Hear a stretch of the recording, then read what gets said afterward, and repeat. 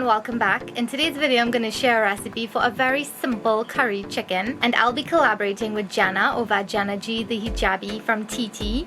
I will leave the link to her channel and her other social media accounts in the description box below, so make sure you go check out her recipe for curry chicken. We'll both be sharing our visions, so I think y'all will enjoy it. Make sure you go check out.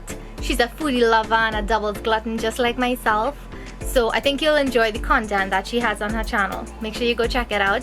If you want to see my very simple curry chicken recipe, keep watching.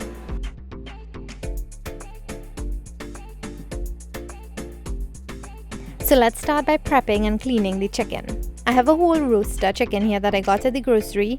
This one has the pop-up timer and everything in it because it's usually used for roasting or baking, but today I'm going to use it to make the curry chicken. It's always best if you have a live poultry close to you so you can get a nice freshly roasted and cut up chicken. But today I thought it would be cool if I could share this version with you all, for those of you all who don't have live poultry close to where you live. So all I'm gonna do is de-skin the chicken, and the only skin that's gonna remain is the skin on the wing. So you want to just get most of the skin out and most of the fat out. If you can't get all the fat out, that's fine. And you want to remove all the guts from inside as well. So I'm just going to continue removing the skin, and I'll cut it up and I'll wash it with some white distilled vinegar. You can also use some lemon, lime, or even some flour to wash it. And once that's done, we can move on and start seasoning up the chicken. So I'm adding a little bit of salt, some basic Caribbean green seasoning. This is a really simple Caribbean seasoning blend. So I have some Shadon Beni or bandhania in there, and I'll leave the rest of the names for y'all in the description box below, along with all the correct measurements. I also have some garlic, hot peppers, and some pimento peppers or seasoning peppers, and I just blended it up in the blender with just a little pinch of water. So you want to mix it thoroughly so that the chicken pieces soak up that lovely Caribbean flavor. And it's up to you if you want to cook it right away or if you want to leave it to marinate overnight. You can let it sit for about 30 minutes while you prep your other ingredients. Or it's always best if you leave it overnight because the flavor is way more intense. So let's start cooking. To my cast iron pot, I'm just adding in a little bit of avocado oil. Once it heats up, you want to add your onions in first and let that saute for about a minute. Once the onions are nice and translucent, now you want to add the minced garlic, the pimento or seasoning peppers, hot peppers, and some curry pile or curry leaves. Let that chunky or saute for the next minute. And now is a good time to lower your heat because we don't want the curry to burn when we add it. To the pot now, I'm adding some curry powder, some turmeric, some roasted ground geera, and some black amchar masala. And I'm adding it dry, but you can also make a curry slurry by adding a little bit of water to your curry mixture and then adding that wet mixture to the pot. This second method is actually how mommy taught me to make curry because she thought that I would probably burn the curry if I added it dry to the pot. So she taught me to add the water to the curry powder and then add it to the pot. But I find that the flavor is way more intense by adding the dry powder to the pot, letting it parch, and then adding the water. But it's really your preference. You have to try different methods and see which one works for you. Now add some more water to that curry mixture, and you want to let it patch or parch for about 2 to 3 minutes. Just so that it cooks completely.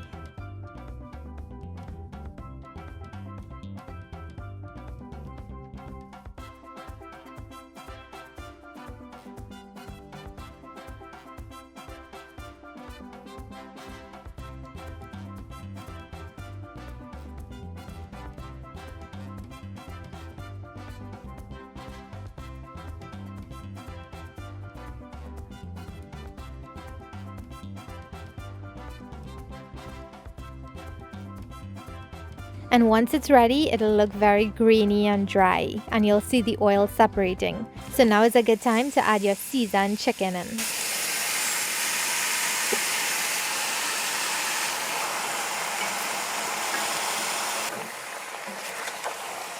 Once the chicken is added, give it a good stir to coat all the pieces with that lovely curry sauce. And now you want to let it bhunjay, which is just the process of letting the chicken spring its natural juices or whatever water it has inside. And I find that this chicken that I buy at the grocery, it tends to let out a lot of water, so I won't need to add any extra liquid to this.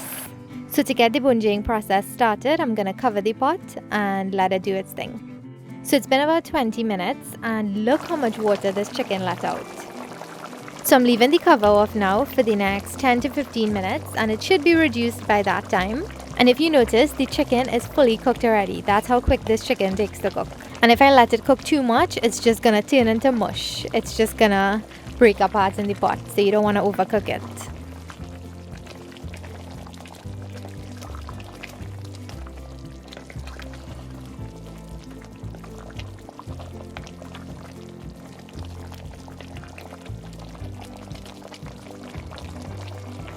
So it only took about 10 minutes to completely reduce or bhunjay. And to know when it's ready, you'll hear a sizzle at the bottom of the pot. That's when most of that liquid has reduced and it starts to kinda grab onto the bottom of the pot.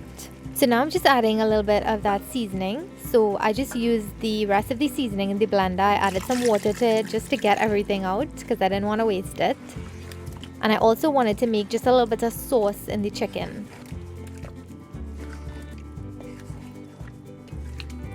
And now to finish it up, I'm just adding a little bit of chopped Shadon Beni or bandhania and some chive, or some of you might call it scallion or green onion.